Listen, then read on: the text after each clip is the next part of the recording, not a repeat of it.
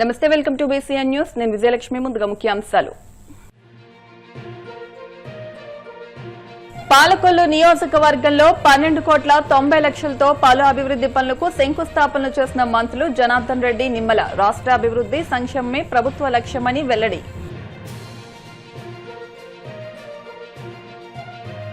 బోడపాడులో ఆంజనేయ స్వామి బ్రహ్మోత్సవాలను అడ్డుకుంటున్నారన్న Avinash. YCP నేతలను PS చుట్టూ తిప్పుకుంటూ వేధిస్తున్నారని మండిపాటు.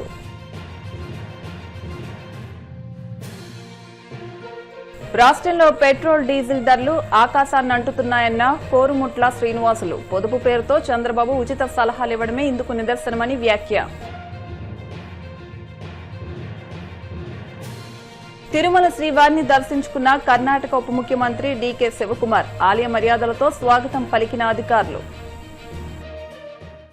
వచ్చే స్థానిక సంస్థల ఎన్నికల్లో వైసీపీకి డిపాజిట్లు కూడా దక్కవని, రాష్ట్ర అభివృద్ది సంక్షేమంపై ప్రశ్నిస్తున్న ఆ పార్టీ వారితో చర్చించేందుకు ఎక్కడికైనా వస్తా అని మంత్రి బీసీ జనార్దన్ రెడ్డి అన్నారు.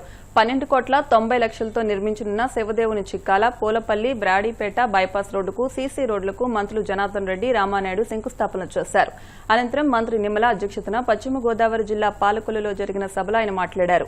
నియోజకవర్గానికి 45 కోట్ల చొప్పున రాష్ట్రంలో 3,000 కోట్లతో రహదారులను అభివృద్ది చేస్తున్నట్లు తెలిపారు. కేంద్ర మంత్రి శ్రీనివాస్ వర్మ మాట్లాడుతూ పెట్రోల్ లీటరుకు ₹3 పెంచితే కమ్యూనిస్టులకు పెద్ద పని దొరికిందని అన్నారు. వైసీపీ నాయకులు 30 మంది కార్యకర్తలతో భారీ ఆందోళన చేస్తున్నారని ఎద్దేవా చేశారు. మేమందరం కూడా క్యాబినెట్ లో కొంతమంది మంత్రులు కూడా ఒక కూటమిగా ఉండి ఒక అన్నదమ్ముల కంటే ఎక్కువగా ఉంటాము. ఏ రోజు కూడా నేను మాట్లాడేటప్పుడు రామనాయుడు గారిని ఎప్పుడు రామనాయుడు అని పిలవలేదు. ముద్దుగా నేను పిలుచుకునే పేరు రామన్న, రామన్న, రామన్న అని పిలుచుకుంటా ఉంటాను. ఎందుకంటే ఆ హృదయంలో నుంచి వచ్చేది ఒక మనిషి మీద గౌరవము, ప్రేమ, అభిమానం ఉన్నప్పుడు ఆ హృదయంలో నుంచి వస్తుంది.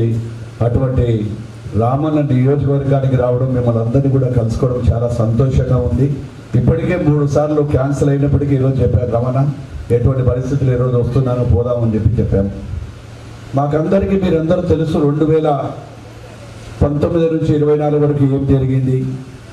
ఆ 5 సంవత్సరాల కాలంలో వైఎస్ఆర్ పార్టీ చేసిన అరాచకాలు. ఆ రోజు మొట్టమొదట గెలిచిన తర్వాత జగన్మోహన్ రెడ్డి గారు విధ్వంసంతో మొదలుపెట్టారు. ఆనాటి విధ్వంసంతో మొదలుపెట్టి తెలుగుదేశం పార్టీ కార్యకర్తల మీద, నాయకుల మీద, వారి అభిమానుల మీద అనేకమైనటువంటి అక్రమ కేసులు పెట్టడం జరిగింది. అందులో భాగంగా ఎంతో మందిని అక్రమ కేసులు పెట్టి జైళ్ళలో పెట్టారు. సరే, మా రాయలసీమ ప్రాంతం అంటే ఒక విధంగా ఉంటుంది. ఇక్కడ ఏ తప్పులు ఎరగని, ఏమీ చేయనటువంటి రామన్నను కూడా తీసుకెళ్లి ఈరోజు కేసులు పెట్టారు. అదేవిధంగా నాకు ఏ సంబంధం లేకుండా నేను ఇంట్లో ఉంటే నా మీద కూడా దాడి చేస్తే వారిని ఎదుర్కోవడానికి బయటికి వెళితే నా మీద కూడా అక్రమంగా అటెంప్ట్ మర్డర్ కేసు పెట్టి, హత్య కేసు పెడితే 32 రోజులు నేను సబ్ జైల్లో కుటుంబానికి దూరంగా, నా భార్య పిల్లలను చూడనీయలేదు, కార్యకర్తలు కలవనీయలేదు. ఎక్కడో మారుమూల ప్రాంతంలో జైల్లో పెట్టి కూడా పెడితే ఒక్కటే అన్నాము, మా నాయకుడు చంద్రబాబు నాయుడు గారి ఆశయాలు నెరవేరాలి, ఎన్ని కష్టాలు వచ్చినా ఎదుర్కోవాలి, ప్రజలు కష్టాల్లో ఉన్నారు కాబట్టి ధైర్యంగా ఉండాలనేటువంటి దిబ్బరంతో మేమందరము కూడా కూటమి ప్రభుత్వంలో కంటే ముందు ఆ రోజు అందరం కూడా తెలుగుదేశం పార్టీ నాయకులు అందరూ కూడా కూర్చొని అనుకున్నాం, ఏదేమైనా వీడు విధ్వంసంతో పెట్టాడు, ఈ విధ్వంసం పాలన అంతమైపోవాలంటే చాలా పట్టుదల ఉండాలి అనేటువంటి పట్టుదలతో ఆ రోజు ముఖ్యమంత్రి గారిని కూడా 52 రోజులు జైలు పెట్టే రోజు కంటే ముందు రోజు బనగానపల్లిలో మా ఇంటి దగ్గర, అక్కడ ఒక్క రోజు ముందు రోజు కూడా బనగానపల్లిలో మా ఇంటి దగ్గర ఉన్నాడు. అక్రమంగా కేసులు పెట్టారు. ఆ రోజు ఏ పాపం ఎరగని వారిని వయసును కూడా చూడకుండా 53 రోజులు జైల్లో పెట్టారు. ప్రజలందరూ కూడా గమనించారు. ఏ తప్పు చేయని నాయకుడిని పెడితే ప్రజలు ఏ విధంగా తిరగబడతారో 151 సీట్ల నుంచి 11కు ఈరోజు దిగజారిపోయారంటే ఆ ప్రభుత్వాన్ని ఎంత అసహించుకున్నారో మీరందరూ ఆలోచన చేయండి. అటువంటి తరుణంలో కూటమి ప్రభుత్వానికి అధికారం ఇచ్చారు. ఈరోజు అటు పవన్ కళ్యాణ్ గారు, ఇటు మోడీ గారి ఆశీస్సులతో కూటమి ప్రభుత్వం ఈరోజు అత్యధిక మెజార్టీ ఇచ్చేసి 164 సీట్లలో మనం గెలుచుకోవడం జరిగింది. చెక్కాల నుండి తెల్లపూడిపాలెం వరకు, అదేవిధంగా పాలకొల్లు మండలం పోలపల్లి దగ్గర నుంచి పాలకొల్లు దేశాలమ్మ గుడి వద్ద వరకు, అదేవిధంగా పాలకొల్లు బైపాస్ రోడ్డు నందు మొత్తం మరి 12,90,00,000 రూపాయల 3 R&B రోడ్ల నిధుల శంకుస్థాపన ఇంత పెద్ద ఎత్తున అభివృద్ధి చేస్తూ అందులో ముఖ్యంగా మరీ ముఖ్యంగా మనం గుర్తుపెట్టుకోవాల్సింది 5 సంవత్సరాల వైసీపీ పాలనలో నరక కోపాలుగా నరకాలకి దారులుగా రహదారులు మారిపోయినటువంటి పరిస్థితి ఆ రోజు మనం చూసాం 2019 2024 తెలంగాణ నుంచి బయలుదేరి ఆంధ్రప్రదేశ్ రాష్ట్రం వచ్చేటువంటి బస్సులో బతుకుల రోడ్లు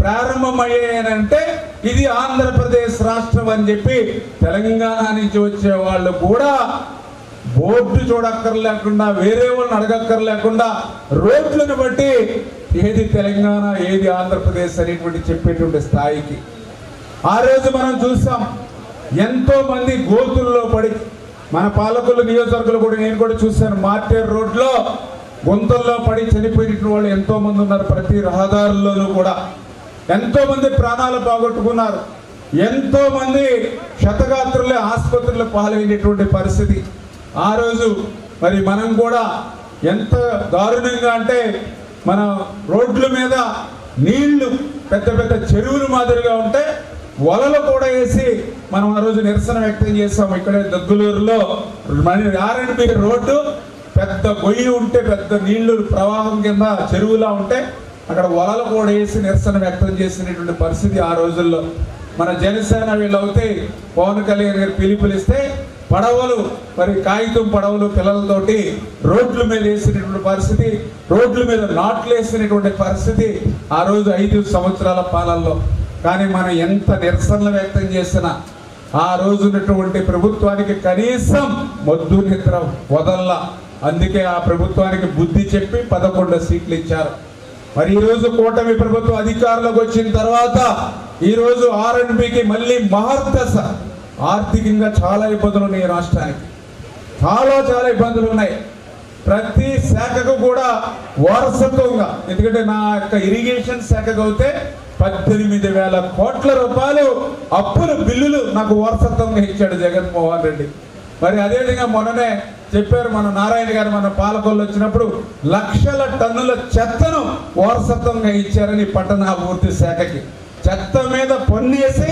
మళ్ళీ చెత్త కొండలు మరి నారాయణ గారు చెప్పారు లక్షల టన్నులు అదేవిధంగా మరి బీసీ జనార్దన్ రెడ్డి గారికి ఆయన శాఖకి ఆయనకి ఎంత అప్పులు చెప్పారు ఆయనే చెప్తాడు ఇట్లా ప్రతి శాఖ ఇన్ని లక్షల వేల కోట్ల రూపాయలు మాకు వారసత్వంగా ఇచ్చినటువంటి పరిస్థితుల్లో కూటమి ప్రభుత్వంపై YCP MP YS Avinash Reddy తీవ్ర ఆగ్రహం వ్యక్తం చేశారు. కడప జిల్లా బ్రహ్మంగారి మఠం మండలం బోడపాడు గ్రామంలో జరిగిన ఒక కార్యక్రమంలో ఆయన మాట్లాడుతూ ప్రభుత్వంపై విమర్శలు గుప్పించారు. బోడపాడు గ్రామంలో గత వారం రోజులుగా జరుగుతున్న ఆంజనేయ స్వామి బ్రహ్మోత్సవాల కార్యక్రమాలను సాంస్కృతిక ప్రదర్శనలను పోలీసులు అధికార యంత్రాంగాన్ని అడ్డం పెట్టుకుని కూటమి ప్రభుత్వం అడ్డుకుంటోందని ఆరోపించారు. గ్రామంలోని వైసీపీ నాయకులను వారం రోజులుగా పోలీస్ స్టేషన్ చుట్టూ తిప్పుకుంటూ వేధిస్తున్నారని మండిపడ్డారు. దేవుణ్ణి సైతం రాజకీయాల్లోకి లాగడం బాధాకరమని దేవుడితో పెట్టుకుంటే నాశనమవుతారని కూటమి నేతలు గ్రహించాలని హితవు పలికారు. ఆంజనేయ స్వామి సాక్షిగా కూటమి ప్రభుత్వ అరాచక పాలన మరొక్కసారి ఇవాళ బట్టబయలైంది. బ్రహ్మంగారి మఠం మండలము గోడపాడు గ్రామంలో ఇవాళ ఎంతో అద్భుతంగా మరి ఎంతో చరిత్ర కలిగినటువంటి ఆంజనేయ స్వామి గుడికి సంబంధించిన కార్యక్రమాలు హనుమాన్ జయంతి రోజు మొదలుపెట్టి 12వ తారీఖు మొదలుపెట్టి ఇవాళ చివరి రోజు వరకు కూడా ఎంతో అట్టహాసంగా చేయాలని చెప్పి ఈ గ్రామస్తులంతా కూడా భావించారు. కానీ దురదృష్టవశాత్తు ఈ కూటమి ప్రభుత్వము పోలీసులను ముందు పెట్టి ప్రతిరోజు ఈ గ్రామానికి సంబంధించిన నాయకులను ఉదయం నుంచి రాత్రి వరకు పోలీస్ స్టేషన్లో పెట్టుకొని 12వ తేదీ నుంచి ఇవాళ వరకు ప్రతిరోజు ఉదయం నుంచి సాయంత్రం వరకు పోలీస్ స్టేషన్లో పెట్టుకొని ఈ వారం రోజులు ఏదైతే కార్యక్రమాలు తలపెట్టారో ఆ కార్యక్రమాలు సజావుగా జరగకుండా అడుగడుగున ఆటంకం కలిగించారు, అడుగడుగున అడ్డుకున్నారు. నిజంగా దురదృష్టకరము. మా కార్యకర్తల మీద గడిచిన 2 ఏళ్లుగా మీరు కక్ష సాధిస్తూ ఉన్నారు. ఇవాళ ఒక మెట్టు ఎక్కి సాక్షాత్తు ఆంజనేయ స్వామి మీద కూడా మీరు కక్ష సాధిస్తూ ఉన్నారు. నిజంగా మమ్మల్ని అంటే భవిష్యత్తులో మేము ఊరుకోవచ్చేమో కానీ సాక్షాత్తు దేవునితోనే పెట్టుకున్నారు మీరు. ఖచ్చితంగా ఈరోజు ఈ వారం రోజులు ఏదైతే మీరు ఆంజనేయ స్వామి గుడికి సంబంధించిన కార్యక్రమాలు అడ్డుకున్నారో ఈ కూటమి ప్రభుత్వం దానికి భవిష్యత్తులో జవాబు చెప్పవలసి ఉంటుంది. ప్రజలకు జవాబు చెప్పాలా, భగవంతునికి కూడా జవాబు చెప్పాల్సిన అవసరం ఉంటుంది. కాబట్టి ఖచ్చితంగా ఇవాళ ఈ గ్రామానికి వచ్చినప్పుడు ఈ గ్రామంలో యువత అయితేనేమి, ఈ గ్రామంలో మహిళలు అయితేనేమి పెద్ద ఎత్తున ముందుకొచ్చి ఇంత అన్యాయమా గుడికి సంబంధించిన కార్యక్రమాలు మేము ఏర్పాటు చేసుకుంటే కోలాటం చేస్తే అడ్డుకుంటారు, క్రికెట్ టోర్నమెంట్ పెట్టుకుంటే అడ్డుకుంటారు, భజన చేస్తే అడ్డుకుంటారు. దేవుడికి సంబంధించిన ఇన్ని కార్యక్రమాల్లో ఇంత పెద్ద ఎత్తున కూటమి ప్రభుత్వం అడ్డుకుంటుందా? ఏమి అన్యాయము? మాట్లాడే వాళ్ళు లేరా? అడిగే వాళ్ళు లేరా? వీళ్ళకు దేవుడు అంటే భయం లేదా అని చెప్పి ఈ గ్రామానికి సంబంధించిన యువత, ఈ గ్రామానికి సంబంధించిన మహిళలు క్వశ్చన్ చేస్తూ ఉన్నారు, ప్రశ్నిస్తూ ఉన్నారు. ఇట్లే చూస్తూ ఊరుకుంటే కన్నా భవిష్యత్తులో పెళ్లిళ్ళు చేసుకోవాలనుకున్నా కూడా ఈ కూటమి ప్రభుత్వము, ఈ పోలీసుల పర్మిషన్ కావాల్సి వస్తుందేమో అని చెప్పి అందరూ కూడా ఆందోళన పడతా ఉన్నారు. కాబట్టి ఖచ్చితంగా ఈరోజు ఏదైతే ఒక తప్పుడు ఆనవాయితీకి శ్రీకారం చుట్టిందో ఈ ప్రభుత్వము, పోలీసులను అడ్డు పెట్టుకొని, ఇది చాలా తప్పు.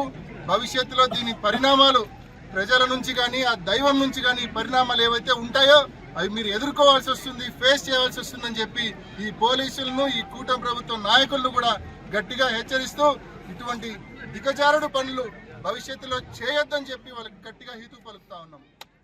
రాష్ట్రంలో కూటమి ప్రభుత్వం ఏర్పడిన నాటి నుంచి ప్రజలపై కక్షగట్టినట్లు వ్యవహరిస్తున్నారని, రాష్ట్రంలో పెట్రోల్, డీజిల్ ధరలు ఆకాశాన్ని అంటుతున్నా తగ్గించకుండా పొదుపు పేరుతో ఉచిత సలహాలు ఇవ్వడమే ఇందుకు నిదర్శనమని వైసీపీ మాజీ ఎమ్మెల్యే కోరుముట్ల శ్రీనివాసులు మండిపడ్డారు. పెట్రోల్ ధరల మంటకు వ్యతిరేకంగా సోమవారం వైసీపీ నిర్వహించిన రాష్ట్ర వ్యాప్త నిరసనలకు ప్రజల నుంచి మంచి స్పందన వచ్చిందని అన్నారు. ప్రభుత్వం వెంటనే పెట్రోల్ ధరలు తగ్గించకపోతే భారీ ఉద్యమం తప్పదని ఆయన హెచ్చరించారు. మరి ఎందుకో ఏమిటో నాకు తెలియడం లేదు. ఈరోజు ఆంధ్రప్రదేశ్లో దేశంలో ఎక్కడ లేని విధంగా పెట్రోల్, డీజిల్ మండుతున్నాయి.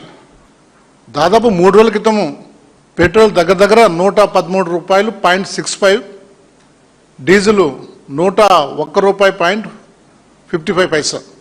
మళ్ళీ ఈరోజు తాజాగా పెట్రోల్పై 90 పైసలు, తద్వారా అది మళ్ళీ 114 పై చేరుకుంది. మళ్ళీ డీజిల్ పైన 55 పైసలు, తద్వారా అది కూడా 103 రూపాయలు చేరుకుంది. ఇది ఈరోజు రాష్ట్రం జరుగుతున్న ప్రజలపైన పడుతున్న భారం. ఇంకా అసలు పెరిగిన ధరల్లో రాష్ట్రంలో దాదాపు 10 కోట్ల మంది వాహనదారులకు భారం పడుతుంది. దాదాపు రాష్ట్రంలో 10 కోట్ల మందికి దాదాపు 10 కోట్ల పైగా వాహనదారులపైన భారం పడుతుంది. ఇంత దారుణం కూడా ఎక్కడా చూడలేదు. మామూలుగా పెట్రోల్, డీజిల్ ధరలపై ఎన్నికల ముందు చంద్రబాబు నాయుడు చాలా వేదికలపైన, చాలా మీటింగ్లో చాలా తండ్రి కొడుకు పోటీ చెప్పారు. ఇతర రాష్ట్రాల్లో వచ్చిన బోర్డులు పెట్టారు, మీరు ఇక్కడ వెహికల్స్ మొత్తం అన్నిటి కూడా ఏదైతే కానీ జీబులు కానీ, బస్సులు కానీ, వెహికల్ కానీ, బైకులు కానీ, కార్లు కానీ అన్నిటి కూడా ఫుల్ ట్యాంక్ చేసుకోమండి.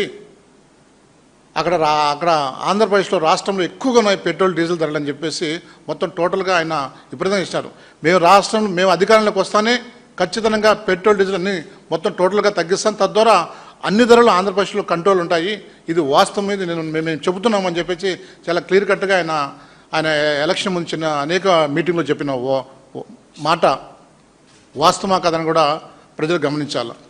అదేవిధంగా చంద్రబాబు నాయుడు ఇప్పుడేమంటాడంటే, ఇప్పుడు మనం ఇంధనం పొదుపు చేయాలా, కార్లు తిరగకూడదు, దగ్గర ప్లేస్లో సైకిల్ వెళ్ళిపోండి, కారు పూలింగ్ చేసుకోండి, ఒకరోజు నో వెహికల్ డే ప్రకటించండి, నో వెహికల్ డే అని ప్రకటించండి వారంలో అని చెప్పేసి ఉచిత సలహాలు ఇచ్చే కార్యక్రమం చేస్తున్నాడు.